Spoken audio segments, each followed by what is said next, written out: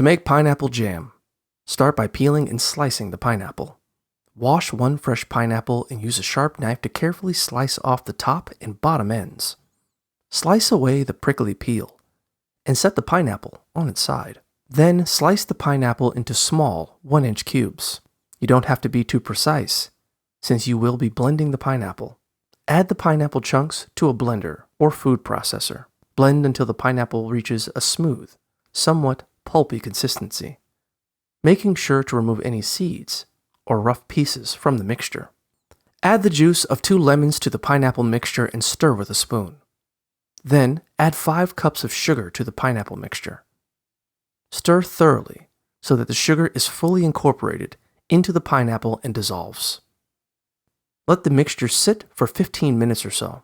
While the mixture is sitting, combine 1 packet of pectin and 1 cup 240 milliliters of water in a small saucepan. Bring the mixture to a boil over medium heat and boil for 1 minute. Then remove the saucepan from the stove. Pour the pectin into the pineapple mixture and stir for 1 minute. You should notice that the mixture has thickened considerably and has a more jam-like texture than before. Once it is cooled, the jam is ready to be poured into jars and canned. Let the jars cool on the counter until they reach room temperature. Then store them either on the shelf or in your refrigerator. If you went through the sterilization and canning process, the jam is usually best eaten after 2 weeks, as it can be a bit runny if eaten in the days following canning.